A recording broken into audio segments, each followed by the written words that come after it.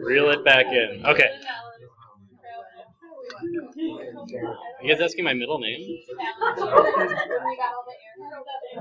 Do you guys even know my real name? It's not Chad, I'll give you that. Yeah. All right, let's get rolling. I don't think this will take very long. It's only 40 slides, which is small in my book, and I think we can get done at least to get you out of here a little bit earlier than usual. It's actually Charles, believe it or not. That's my real name for those wondering. You can look me up on government databases and stuff. There's nothing interesting, I promise. Okay. Let me maximize this. Don't ask me why I go by Chad. That was a parental decision before I could think for myself. So that's all I've got for you. All right, so today we're going to talk about Crohn's, or Crohn, depending on who you talk to. I'll just say Crohn's. I think that's what most people say. And ulcerative colitis. So basically two different types of autoimmune disease that affect the GI tract. Big difference, ulcerative colitis, mostly the colon. In fact, only the colon should be. You might get a little bit of involvement if you have like a fistula or something like that with the small intestine as well. But the primary source would be the colon. And then in Crohn's, you're going to have a lot of patients with colon or large bowel involvement, but also it can happen really anywhere in the GI tract. So even mouth, stomach, esophagus are all fair game for Crohn's as well, but most commonly in the small and large intestine. So start with Crohn's. So Crohn's, again, chronic autoimmune disease and can affect any part. Ileocecal area is the most common. These are about common percentages, what you might see for the average Crohn's patient. So again, like once you get outside the small and large bowel, you have a little bit lower of an incidence. You aren't going to see that quite as often. And certainly things like mouth and esophageal involvement would be quite rare for Crohn's patients, but not impossible. Local symptoms: abdominal pain, diarrhea, bleeding, fistula. So some kind of you guys talk about fistulas, talk about some of this already. Okay. So these are going to be the things that with pharmacology, we hope to at least reduce the symptoms, and we hope to maybe even stop some of this from occurring at all. Obviously, if somebody has a giant fistula in multiple areas, we can't do anything about that with drugs. So sometimes surgical options are going to be to the benefit of the patient. In fact, things like colonectomies and other types of bowel resection surgeries would be preferred for a lot of cases where you have a focused area of just really inflamed bowel or even necrotic bowel from chronic Crohn's disease. So that's not uncommon too, to snip out some of the bowel, or even like a whole section like the colon. Okay, systemic complications. So not only related to GI tract, which is kind of the things people might think about with Crohn's, and acute flare certainly can have those effects, and that's going to be the primary report of the patient. But what we can see with chronic symptomatic or systemic complications are things like fatigue, weight loss, especially with an obstructed bowel. Think about malabsorption or just decreased GI intake in general. Arthritic-like complications. So think about this in the same light as psoriatic arthritis. Think about it like rheumatoid arthritis. They're all kind of the same treatment strategy and how we block the different types of inflammatory pathways. And we use a lot of the same drugs in all three of those diseases too. So even though they're very different as far as how you like compartmentalize them in your brain, but from a pharmacist perspective and from a drug perspective, they're actually really quite similar. So anyway, you can get skin involvement, hypercoagulability, osteoporosis, anemias, and pulmonary complications as well. So multiple other things can be affected outside the GI tract is the point of that slide. When we choose therapy, we're going to look at disease severity, anatomic location, and our goal. You always want to think about: are you trying to induce induce remission, or are you looking at maintenance therapy regimen? And so by that I mean, is it their first time? Are they undergoing a flare that we're trying to get under control, or have we gotten over that hump and we've controlled their flare, and now we're trying to get them into some sort of a steady, ongoing therapy? This is not all-encompassing of the drugs, but it has a lot of the ones that have been commonly used in the past. So this pyramid kind of represents the basic building blocks, and up you go. You have more complicated, more advanced, usually more expensive therapies. I think you could argue that things like infliximab and Humira aren't necessarily that much more complicated.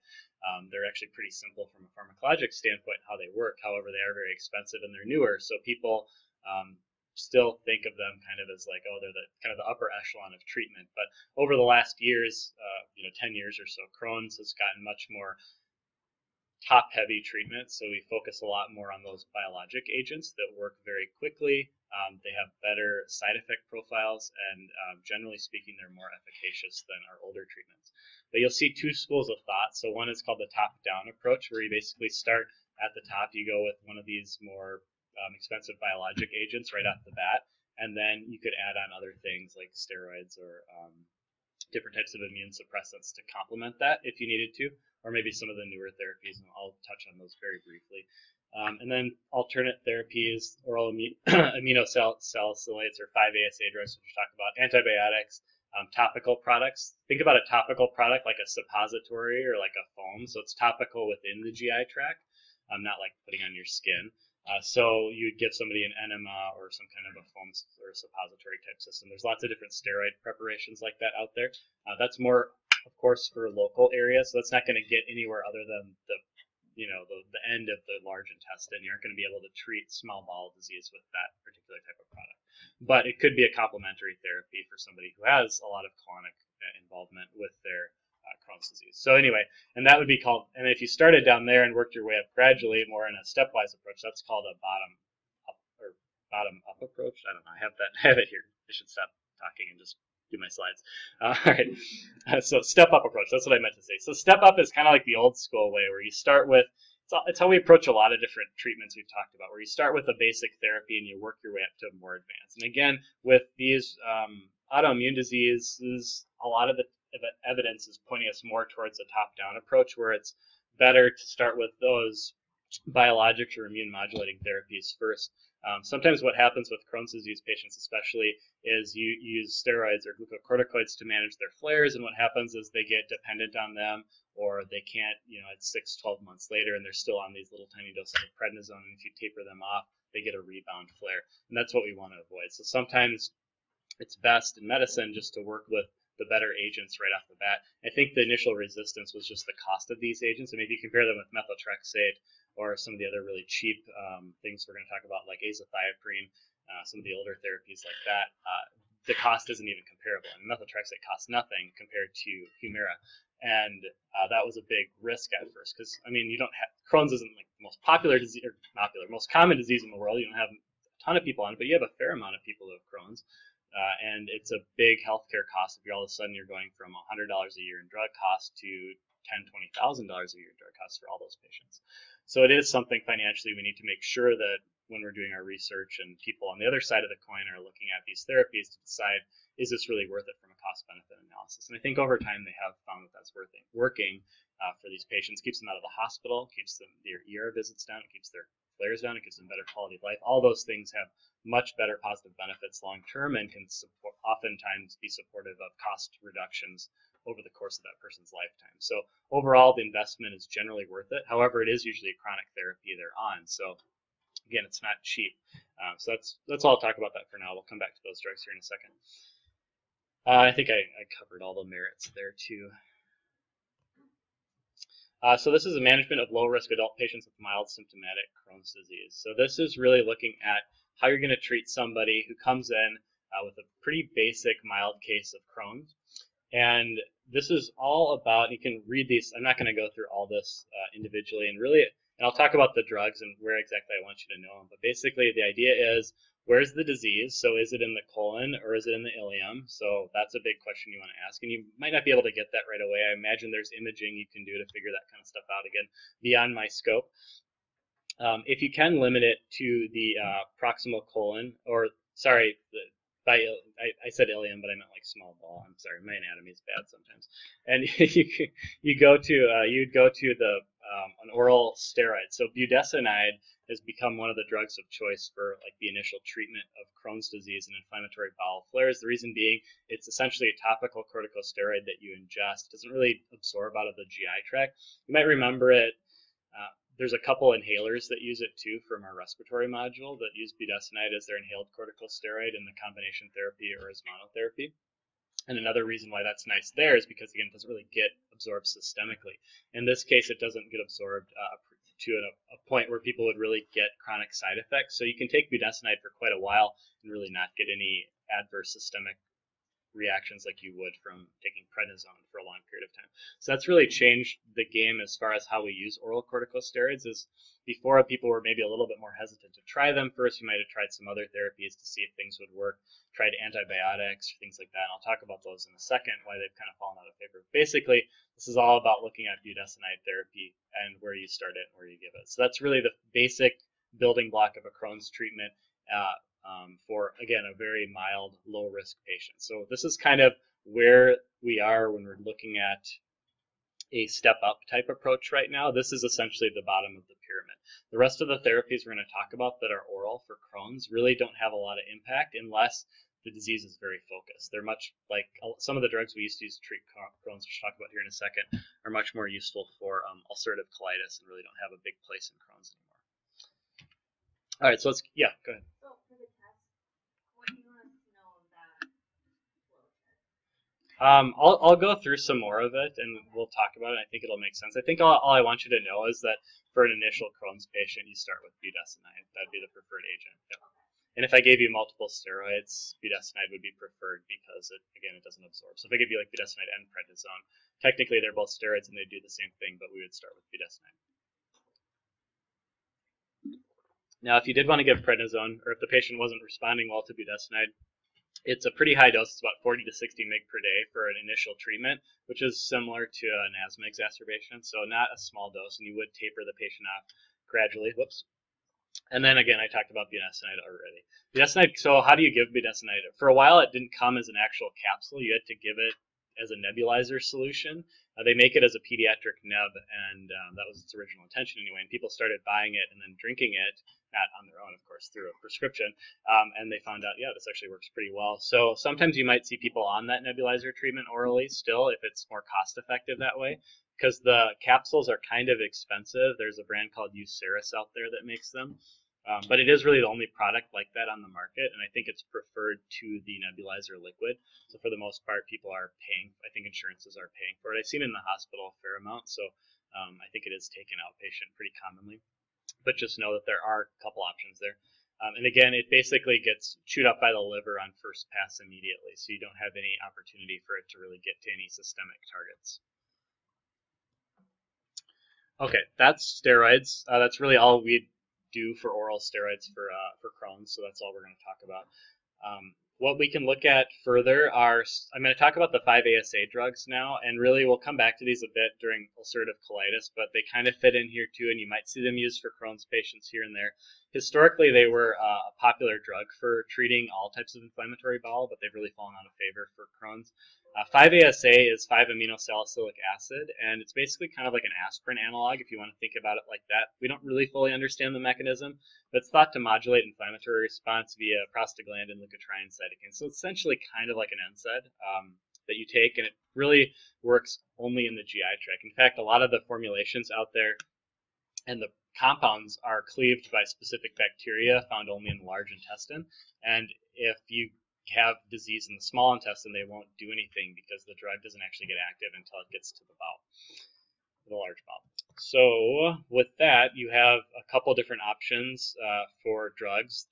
Again, there's a lot of formulations on the market, and you'll see people on a variety of different ones. Some are dosed 4 times a day, some are once a day. There's extended release, and there's all kinds of topical formulations as well, enemas and suppositories and things like that too. So why are these controversial with Crohn's? Most people will say don't even bother with giving these to a Crohn's patient. They should just be for ulcerative colitis. And that's pretty much where I'm going to fall as well. The reason why you might decide to do it is if you had somebody who just had large intestine related Crohn's disease, and you could, if you can isolate it only to the colon, they would probably be somewhat effective. And then you could try them as an adjunct therapy. They probably aren't going to be your primary drug. Whereas in ulcerative colitis, they do really take a frontline therapy for that. So we'll talk about them again for that. A couple different products. I'm not going to test you on the specific differences in slow releases because there's a lot of them out there. There's probably like 20 different variations of mesalamine and sulfasalazine out there. But mesalamine, is probably one of the most common one. And just for example, there's different brand names of it that have been developed over the years, like Asacol, TID, Pentasa, QID, Lialda is a newer one that's a once daily long term. It's like a gigantic horse pill that extends throughout the whole day apparently. But anyway, you might see people on a variety of different ones. The point is that these used to be really inconvenient for people to take, but they've gotten a lot more, over the years, they've gotten a lot more convenient with once daily options for most patients. So mesalamine, the other drug is sulfasalazine. Those are the two most common ones, and again, you'll see variations of those. Sulfasalazine is a prodrug. It's absorbed and excreted with the bile. Mesalamine is unconjugated, and again, the colonic bacteria have to cleave the drug to release the active moiety of it. So again, unless it gets into the colon, it does not work. Not going to test you on this slide at all. I just wanted to give this to you as an option just so you have it as a reference, what the different products are, just to show again that there's a lot of different ones out there that are delayed release and have various release mechanisms. The idea is that you need to get that drug somewhat intact all the way through the stomach and the small intestine.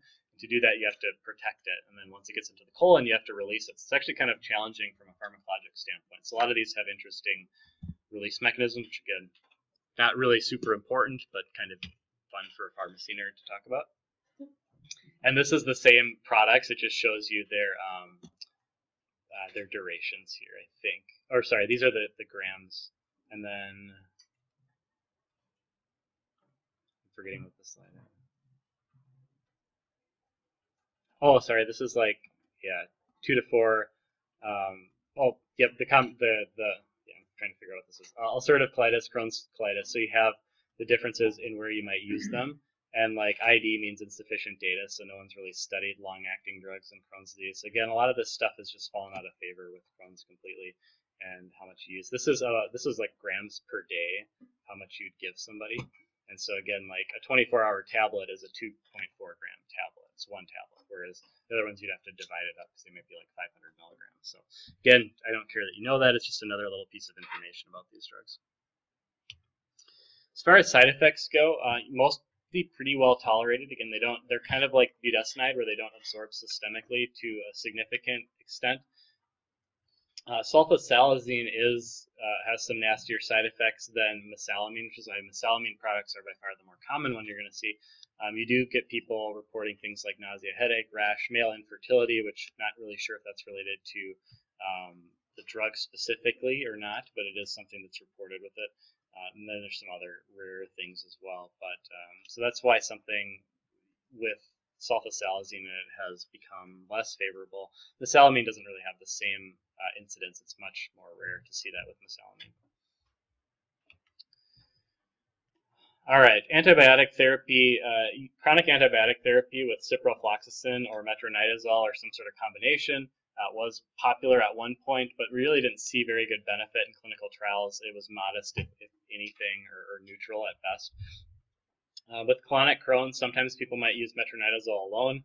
However, metronidazole, if you give it for a long period of time, can be associated with peripheral neuropathy.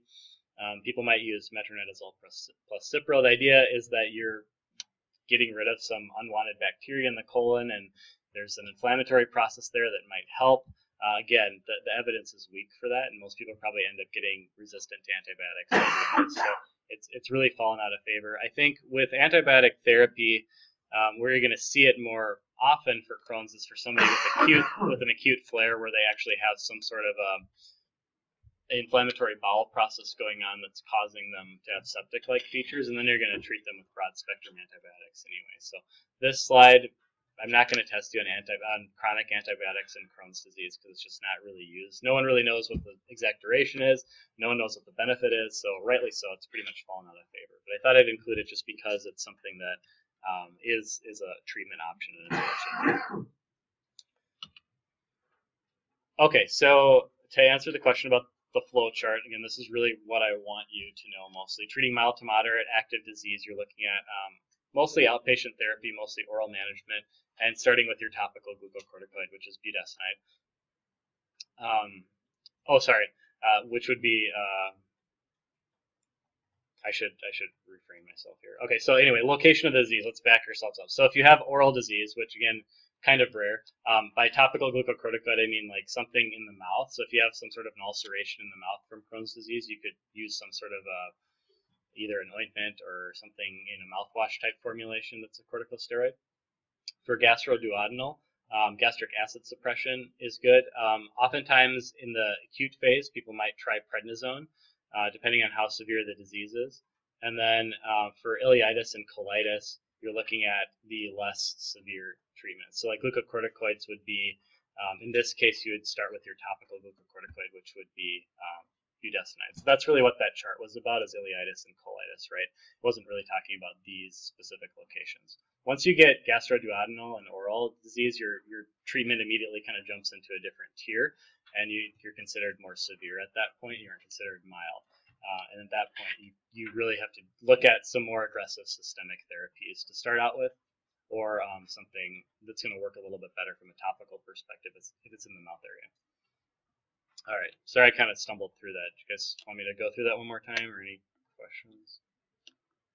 So you take all of the bullet points at the same time. For the gastroduodenal, you do gastric suppression, prednisone, and anti-TNF at the same time. Potentially, I think it depends on how the gastric acid suppression would probably be a given. That's not going to interfere with anything else. Whether you started with prednisone or use the like a tumor necrosis factor agent, it would be, I think, a debate depend on if the patient has the means to afford it. I think that's the ideal way to do it, but yeah. The TNF agents work fairly quickly, but they still take a few weeks to get full effect. So sometimes you will see the prednisone bridging in the beginning during a flare. So yeah, it wouldn't be uncommon to start all of them at once. With the ileitis and colitis, I would say you'd probably just start with your topical glucocorticoid or budesonide, and then you could consider a 5-ASA drug as an adjunct therapy. Systemic antibiotics, probably not necessary unless you feel like the person has some sort of intra-abdominal infection. Then that probably changes the whole outlook of how you're going to treat them to begin with. So for the most part, these are options you can give, but yeah, these would be all pretty much together. This one I'd really focus on oral budesonide for that primary treatment there. The rest would be sort of ancillary depending on what the patient was experiencing.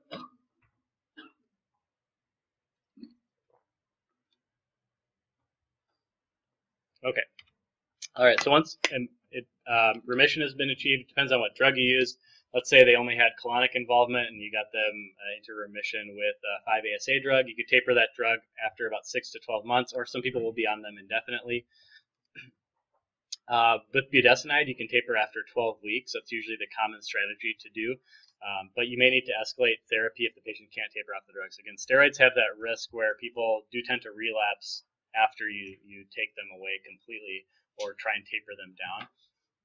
There's not a lot of data for giving people budesonide beyond 6 months, so we don't really know if it's an effective long-term maintenance strategy for Crohn's. Even if you got into remission on it, you're kind of in no man's land there. From an evidence perspective, it may work, but you don't really know for sure if that's the best treatment. At that point, if you can taper them off all the way, that's probably the best trial. If you keep tapering them off and they keep going into remission, that's probably a sign that their disease is a little more severe, and you might have to go to a more severe treatment pathway, which we're going to talk about now. Okay, severe disease can take a couple different presentations. You can have just severe symptomatic Crohn's, which may not require hospitalization, but it may present from anything from somebody who's just got a lot of frequent stools and is malnourished to somebody who's full out septic. And depending on how they present, that's going to direct your therapy accordingly. So of course, a septic patient would warrant admission, aggressive antibiotics, IV steroids, things like that. So let's assume that's kind of the case. Once they're stabilized, we want to transition to some sort of an outpatient-friendly regimen. So definition, repeated relapse after achieving remission with first-line agents, remain symptomatic despite adequate doses of whatever agent you're using. Steroid dependent, so they flare when your glucocorticoids are stopped or decreased. So we've got our different types of biologic agents. We've got our oral immunomodulators, or we've got combination therapy between those is where we go from here. So I'll start with the older immunomodulators first. We talked about azathioprine last fall during our transplant lecture. Azathioprine is one of the older drugs used for Crohn's disease. You might remember it that it's got some acute toxicity. Specifically, it causes GI-related side effects, which is not something you want when you have somebody who has inflammatory bowel disease. So you really have to make sure that that first flare is under control before you'd want to start azathioprine, which limits it in some capacities, because if your patient can't tolerate it to start with, it delays it further, and its response is 3 to 6 months. So you can see already where this is going, where this therapy doesn't sound that great to begin with, right? Malignancy, there is some risk with azathioprine that it can cause certain types of cancer. There's small increased risk in lymphoma, hepatosplenic T-cell lymphoma in young men with long-term use, and increased risk of non-melanoma skin cancer-related risk. So these are some interesting things, like this hepatosplenic T-cell lymphoma is kind of rare. So they're seeing this crop up occasionally in younger men without really an answer, and it seems like the common denominator for all of them was that they were taking azathioprine for Crohn's disease. So for that reason, for younger male patients, we tend to avoid azathioprine altogether just because it's not worth the risk. There's better treatment options. Methotrexate, you can use it. It's not common anymore, but it's certainly an option. It's an alternate if there isn't any response or intolerance to azathioprine. Most people will do an IM once weekly dose for Crohn's. That's the more common dosing strategy. You can do a PO1 too after a few months of that if you decide to go to that type of regimen. Remember, it is an anti-folate metabolite, or an anti-metabolite that kind of mimics the effects or alters the effects of folic acid, and it does cause some nausea and vomiting and abdominal distress. Again, not an ideal symptom for this patient population, but folic acid 1 milligram a day supplementation is required, and it helps reduce that specific side effect. All right, let's get on to the big guns, biologic therapy. So there's 3 major drugs that have been studied, and these ones have been around for a while. Infliximab and adalimumab, or Remicade and Humira, have been the mainstay of Crohn's therapy for quite a while. Cimzia, or certolizumab, is a newer agent. You can see their dosing is all a little bit different. Infliximab is IV only, so it's the one that's, and I don't care you know this for the exam, just care you know about the drugs and that they can be used. And they're kind of all interchangeable. So from that perspective, you can all put them in the same bucket. But infliximab is a little bit interesting. You only give it via IV infusion. It's not something people can take home and give themselves subcutaneous shots in. So they have to come into an infusion center every so often for that. It's got good evidence. It's, again, one of the older therapies for Crohn's, so it's one of the better studied ones out there. Oftentimes, it's not the first-line option for people, though, just because of its IV only. Access can be difficult for some patients if they don't have regular options to get to an infusion-type center or have home care support or anything like that. So that's where the newer drugs, adalimumab or Humira and Cimzia, might have an advantage. They're sub-Q. Humira is every 2 weeks, and Cimzia is Q4 weeks. So I've got a little drawing to show how these drugs work a little bit better. But basically, some little pearls about these. Patients may be intolerant to one and intolerant to another. So just because they react problematically to one, and the biggest risk with any type of biologic therapy, I think I've said this multiple times, but I'll say it again, is some sort of a anaphylactic reaction. That's usually what people are going to see, what's going to prevent them from taking the therapy. And they all have a relatively high risk of causing anaphylaxis when you compare them to their small molecule counterparts. So it is something we always look at. But the good news is if somebody reacts to infliximab, you can give them adalimumab. They aren't alike enough where there's cross-reactivity there. So that's a nice perk to having multiple options in this category. Patients without active inflammation will likely not benefit from these therapies. So if you have really mild disease or you're in remission, and you've gotten to remission, and you've been in remission for years, maybe they'll say we aren't getting any benefit from this anymore, and they might pull it back at that point. It's a bit of a question mark at that time, but certainly somebody with really mild disease that's not actively causing some sort of a flare won't really respond to this. So that's why we don't use it for those patients with mild ileatic or colonic Crohn's disease. Again, no major difference between the 3 agents. There are some different studies out there that show certolizumab or Cimzia might be a little bit less effective than the other 2, but they're all basically considered interchangeable. Reasonable alternative to immunomodulators. Onset is much faster, so you're looking again at a couple weeks, which is a huge benefit over our previous therapies. If you don't get response in 14 weeks, you consider it a failure. If you fail on one of the agents, you could try a different one and see. I mean, they are all technically work on the same mechanism, but they're different molecules, so you might have some benefit with one or the other. It's a possibility to. Increased cancer risk. There's some question marks on whether these anti-tumor necrosis factor agents cause an increase in cancers or different types of cancers. And there's been a lot of different ones reported, but there's not really any consistent evidence that I can see that says that there's a smoking gun that one of these drugs or all these drugs cause a certain type of cancer more so than anything else. So, yeah. So are these essentially first-line therapy then? Yeah, pretty. Let's say they can get an IV as well, and 3 of those would be first-line therapy. Yeah. Yep. Pretty much. The biggest challenge would be cost. So if you have a patient who can't afford it, most insurances will probably pay for it. Where you're going to get issues is people who are self-employed, might not have their own insurance, might have to pay out of pocket, or might have an insurance plan that is very skimpy as far as having a huge deductible and or maybe really high monthly premiums and virtually really high copays or something like that, and then they end up having virtually no option to pay for it out of pocket because they can't afford a couple $1,000s a month. So that's where you get into trouble. I will just put a plug in there. Just this is a random comment, but anytime you ever have that, a lot of drug companies out there, believe it or not, actually have patient assistance programs. I don't think I've ever talked about this before, but they are pretty common. So if you ever have a patient and they can't afford something and you really think they should be on it and you're having issues with cost, go to the manufacturer's website, call them. A lot of them have really generous thresholds too. Like I don't know, I was looking at one of the oral anticoagulants in their program. Like as long as you are below like 300% of whatever the federal poverty level is, you can qualify. So that's maybe lower middle class income or so. So you can anyway get a lot of patients to qualify for some of these programs, and a lot of them are pretty generous, believe it or not. So just something to think about in the back of your mind. I don't know if it applies to every drug you're going to see out there, but certainly some are going to be more harder to get than others, but that is an option for a lot of things. Okay, so how do tumor necrosis factor alpha inhibitors work? Basically, they block either the actual tumor necrosis factor alpha itself by binding to it, so it can't bind to its receptor, or they kind of, I think about like a blanket over the receptor, and they're just blocking the receptor physically. They're very target selective, which is nice. And again, most biologic agents are this way, where they don't really work anywhere else in the body. They aren't interfering with any other processes. So what happens is if you have this type of receptor manipulated, you can get you can shut down all these processes that are causing inflammation, right? So there's a number of different downstream effects that tumor necrosis alpha triggers when it interacts with the receptor on a macrophage, and so you get decreased apoptosis, decreased inflammatory cytokine production, which ultimately causes decreases in inflammatory processes. So that's why they're effective for multiple different inflammatory autoimmune diseases.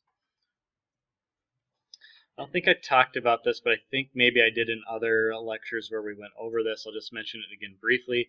The risk of infection. So people are saying, well, does it really hinder your immune system enough to get some sort of an opportunistic infection? And generally not. Most people who are healthy don't really experience a lot of increases in like things like common cold and respiratory infections. It is a risk, and if your patient has, I don't know, other types of immune issues going on, various other diseases comorbid at the same time, you could maybe use your imagination to think of a case. But for the most part, unless you have like a latent viral infection, like latent hepatitis or latent tuberculosis, there's very little risk of increasing somebody's infectious odds of getting diseases every year by giving them these drugs. They're fairly safe from that perspective. It's a small risk, and it does alter the immune system somewhat, but not a substantial quality of life change for most patients.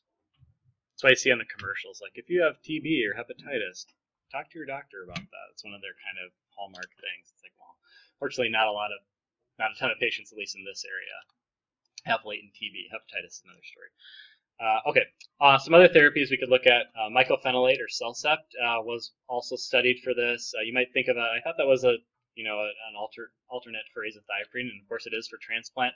It was studied in this too. It's initially effective, but I actually saw that people relapse a lot at about the 18th month mark for some reason. Why it takes that long, I don't know. But that's what was seen a lot in clinical trials. So it's not a favorable option, but it is a secondary option if other things aren't working.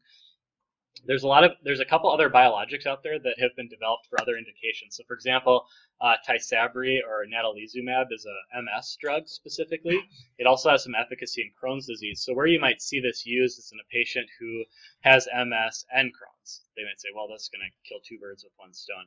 And it might become first line. Same thing with psoriasis. If somebody's on Stelara or ustekinumab, they might use that as a monotherapy option for those patients. So again, some of these other 8 drugs that we've talked about and not talked about, depending on which one, have some different applications. There's a newer agent called Entyvio or velozizumab. Anyway, it's an integrin receptor antagonist, so it's a slightly different agent. It's new, and I think this would be more of something that would be later down the road you would try if they weren't responding to your initial tumor necrosis alpha options. Investigational options, of course, Crohn's and I would say all autoimmune diseases have a huge investigational opportunity because the biologic agents are such on the forefront for where we're going with therapy there. And that's where a lot of the interesting research, I think, is happening right now in pharmacology, is we're looking at different biologic agents that are much more target selective than kind of the old small molecule broad spectrum approach that cause lots of nasty side effects. So certainly I think Crohn's disease will see some continued involvement in the therapies there. And then, of course, I talked about surgical options already. You have those for severe cases, and I won't talk about that anymore. All right, so moderate to severe treatment. Combination therapy is technically preferred. So a lot of times people will start with a tumor necrosis factor agent, plus they'll start azathioprine, or I put 6-MP there. 6-mercaptopurine is kind of like an azathioprine alternative. I don't care that you know that for the exam. Just know azathioprine. They're essentially the same thing. Same side effects, same everything. They work very similar. They're kind of like an analogs of each other. Methotrexate would be an alternative adjunct for a young male. There's a 30-week trial using in the New England Journal in 2010 that showed evidence favored steroid-free remission at 26 weeks with combination versus either agent alone. If for some reason this option is just not working for your patient, which is certainly possible due to the side effects, you could consider monotherapy with the anti-tumor necrosis factor, especially for patients over 60. Elderly patients seem to be much more likely to respond negatively to these, and patients over 60 might also seem, at least in the subsets I read, had better efficacy rates with the monotherapy for some reason. Now, is your average Crohn patient going to be over 60 when they need a flare? And it's possible that they're starting this drug at 60. It's possible, but it's rare. Usually you see Crohn's come on earlier in life, but it's possible. Young males, so again, young male patients, you might just want to skip all this altogether and say, I don't need the methotrexate, let's just go with the tumor necrosis factor. Increase infection or malignancy risk. A patient has family history of some of those cancers I talked about, or again, some of those, maybe they're prone to various infections for whatever reason, you could consider the combination therapy to just be too immunosuppressive overall and just go with the anti-tumor necrosis factor. Again, the evidence isn't quite as good as combination therapy, but for monotherapy with anti-TNF agents, it's still decent. Alternate options, so again, we have these other MABs or Entyvio that you could try sort of as alternative agents, but I'm not going to test you on the additional ones, so just know the primary treatments. All right. And then continue. So what do we do for maintenance after we're done with our initial induction? You continue that anti-tumor necrosis factor biologic indefinitely. Usually what they do after they start is they can give a question. Just stretch it. Sorry, I'm just confused on what's special about young males. That cancer that I can't remember. Oh, lymphoma? Yeah, it's some kind of hepatosplenic lymphoma. What is it? Yeah, hepatosplenic T-cell lymphoma. Yeah, okay. Seems to be higher prevalent. Young men got it when they take azathioprine. Okay, thank you.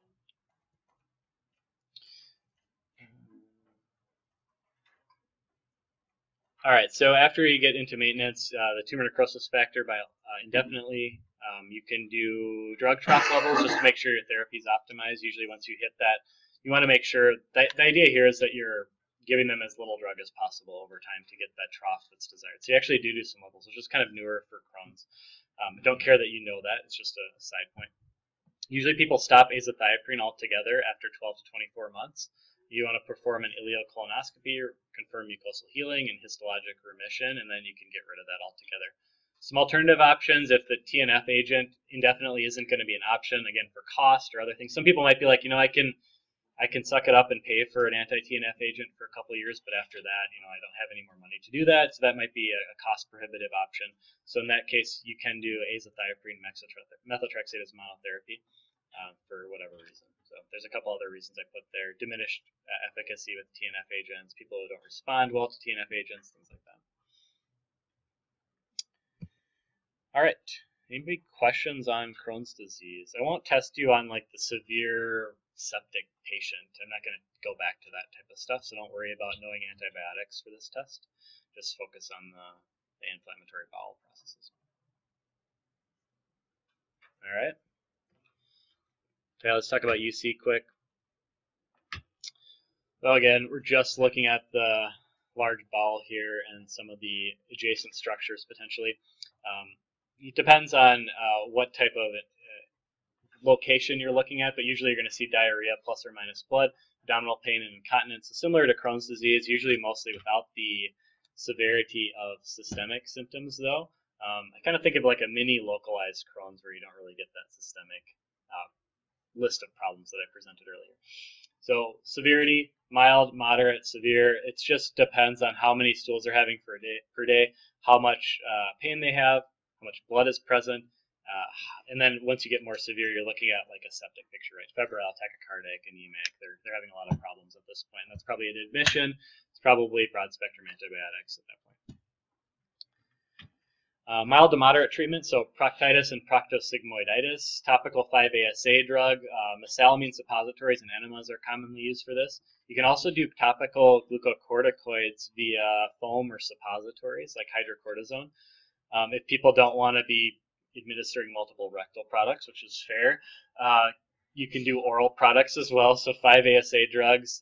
And of course, people can combine them too. The idea is, you give an oral 5-ASA drug, it hits kind of the front end of the colon, and then you can do a rectal product to work the other side, and then both meet in the middle maybe, and everything works out nicely. I don't know.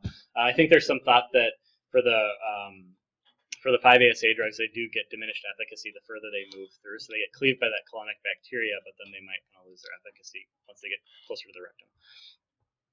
Maintenance of remission, 1 relapse per year. Most people can do like a suppository at night or something just to keep their UC in check. Multiple relapses, usually going to be on an oral regimen regularly.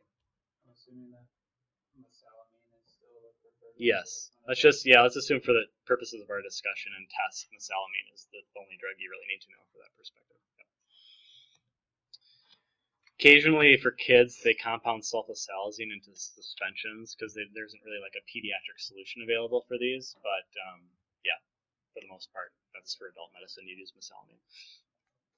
All right, mild to moderate treatment, left-sided, extensive, or pancolitis. Oral drugs are going to be the first one.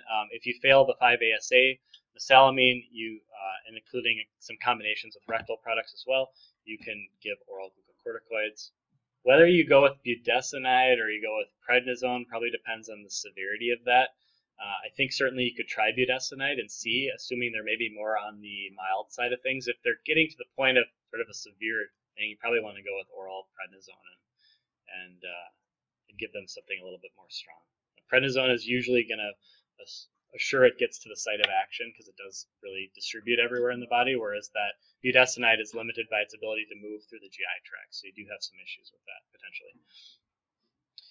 Maintenance of remission, combination of oral and rectal 5-ASA is usually common. Taper oral glucocorticoids once patient is stable for 2 to 4 weeks. If they're refractory to this, you're usually looking at a biologic agent similar to how we treat Crohn's disease, or a product called Xeljanz, which you might have seen advertised on TV. What I'll say about refractory disease is oftentimes if you're refractory to some of these treatments, you probably don't have ulcerative colitis, you probably have Crohn's disease.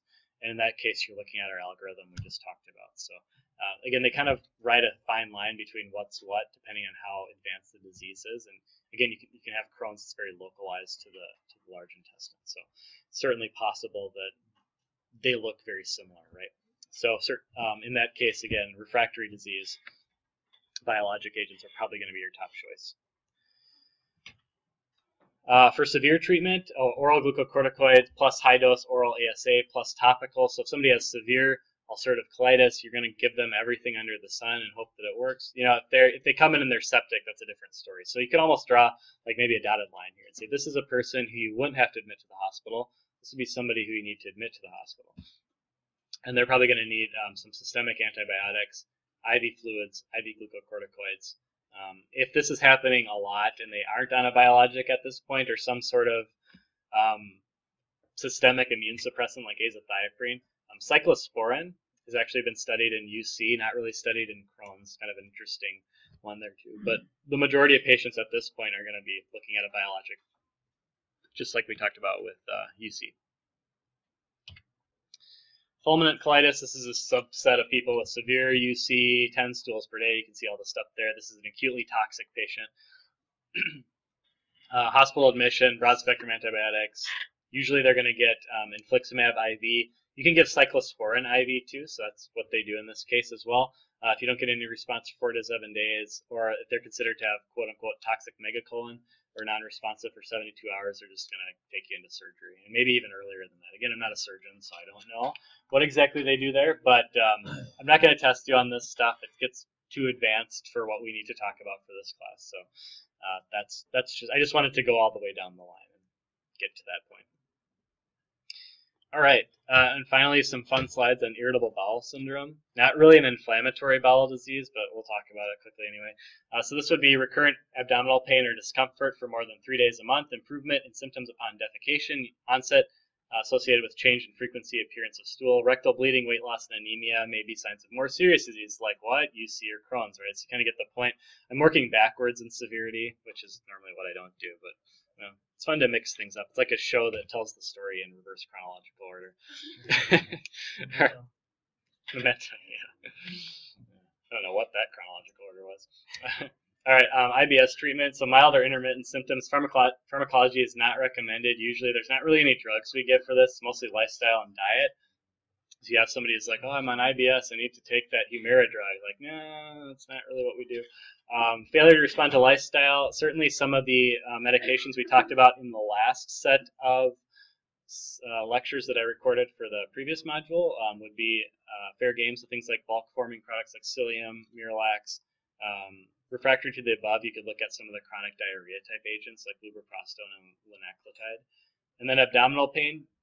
This is one I actually see a lot from our urgent care and ED providers. They like to prescribe this. I don't know if it really works, but dicyclamine is a drug called Bentyl, which is an antispasmodic agent. It's an anticholinergic medication, and it could possibly decrease the GI tone. So it's going to, decrease the way that the things move through the GI tract and ultimately hopefully cut down on the spasms and the pain associated with it. But it's basically just a straightforward anticholinergic medication. Nothing really fancy about it. It's kind of an odd medication, though, because this is really the only time it's used. So if you do work urgent care and you see somebody with some odd IBS-type symptoms and they don't really have anything else wrong with them, it's a fairly benign option to give them to see if it helps.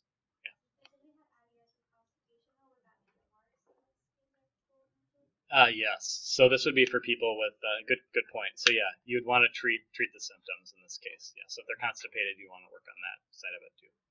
Yep. Sometimes it depends though, because if they're constipated, it's like they could be having spasms associated with it, and it's like your benefit risk here. Can you give them something to help get them regular, and then also maybe give this something that they can take home if they're still having continued spasms or something like that. So yeah, it depends. But yeah, you're right for the most part. That's a good point. Some other drugs that people try, there's some antidepressants we'll talk about in a few weeks or months called tricyclic antidepressants, and I mentioned them briefly already, but anticholinergic and analgesic properties, they're not really used for depression anymore. They're used for lots of other things, and this is one of them. Chronically, some people might take low doses of them for inflammatory or for irritable bowel. SSRIs, or serotonin reuptake inhibitors, are the more common antidepressants we use nowadays, and there's really not a lot of evidence to support those do anything. So it's probably this anticholinergic property, because SSRIs generally aren't very anticholinergic, which makes sense when we just talked about Bentyl. Diarrhea is your prominent symptom. Loperamide, bile acid sequestrants could be used as well. Do not use antibiotics unless indicated for specific reasons like advanced disease, and then again, you're probably looking at a more severe disease than just IBS, right? So you're moving them into a more colitis picture. Okay. So that's that lecture. That's all I have for today.